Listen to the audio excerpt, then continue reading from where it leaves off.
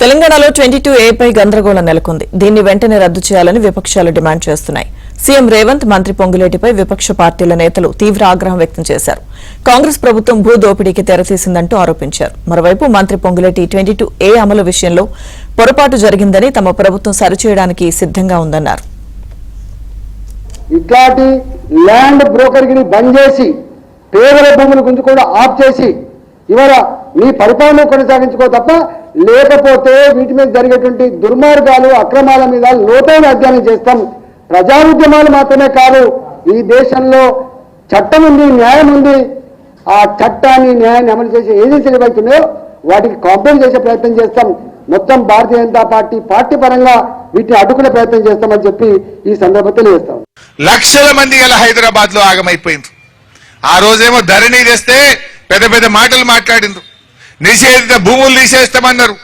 తీసింది లేదు కానీ లక్షల మంది ఇండ్లు, లక్షల ప్లాట్లు, లక్షల అపార్ట్మెంట్లను ఇలా నిషేధిత జాబితాలో పెట్టి పేద ప్రజల ఉసురు పోసుకుంటున్నారు. ఏమంటున్నారట? భూములు తీసేయండి, మా కాలనీని తీసేయండి అంటే ఉత్తగనే తీస్తామా? 30%. ఇది 30% గవర్నమెంట్. ఏ పని కావాలన్నా, ఒక భూమిని నిషేధిత జాబితాలో తీయాలన్నా, ఒక భూమికి సంబంధించిన సమస్య పరిష్కారం కావాలన్నా 30% ఇవ్వాలన్నట. పైగా డెవలప్మెంట్ కూడా వాళ్ళకే ఇవ్వాలన్నట. ఒకవేళ అది మంచి ప్రైమ్ లొకాలిటీలను, మంచి జాగలో, మంచి ఏరియాలో ఉంటే 30% ఇవ్వాలి, డెవలప్మెంట్ కూడా మాకే ఇవ్వాలంటున్నారట. ఇది ఈ రాష్ట్రంలో జరుగుతున్నది. అంటే రాజ్యంగా దోపిడీ చేస్తా ఉన్నారు. నేను ఒకటి అడుగుతున్న పొంగులేటి గారిని నిన్న సారీ మా అధికారులు తప్పు చేసిండ్రు అంటుండ్రు. అసలు పెట్టిందెవడు? ఈ భూములను నిషేధిత జాబితాలో పెట్టమని చెప్పిందెవడో తేలాల్సినటువంటి అవసరం ఉంది. అంటే నీ ఇష్టం వచ్చినప్పుడు పెడతావు, ప్రజలు తిరగబడితే తీసేస్తా అంటవా? కానీ చాలా మంది పేదవారికి అయితే ఇబ్బంది అవుతున్న మాట వాస్తవం. మమ్మల్ని కూడా అనేక మంది అప్రోచ్ అయిన మాట కూడా వాస్తవం.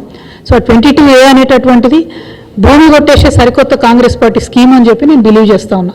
అంతకుముందు ధరణిలో సరి చేస్తామని చెప్పారు. ధరణిలో డిస్ప్యూట్స్ దాదాపు 5 to 7% కూడా లేకుండే. సడన్గా 1 కోటి ఎకరాలకు ఎట్లా పెరిగింది?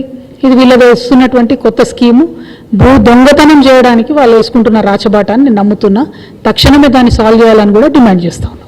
ఈ ప్రభుత్వంలో మేము చేసే ఈ భూపక్షాలకు సంబంధించి ప్రభుత్వ ఆస్తుల్ని కొల్లగొట్టకుండా కాపాడుతూ ప్రైవేటు ఆస్తులకి పూర్తి రక్షణ ఇస్తున్నా అన్నాం.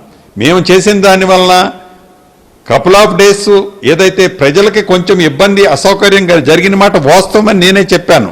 దానికి నేను నా అధికారుల పక్షాన సారీ కూడా అడగటం జరిగింది. మీరు ఏనాడైనా మీ నోటి నుంచి తప్పుని తప్పు కింద ఒప్పుకున్నారా? పొరపాటు చేస్తే మేము పొరపాటు జరిగింది అని ఒప్పుకున్నారా? మీ నిబద్ధత, మీ అబద్ధాలు అది. మా నిబద్ధత, మా కట్టుబాటు, మా నిజాయితీ ఇది. కానీ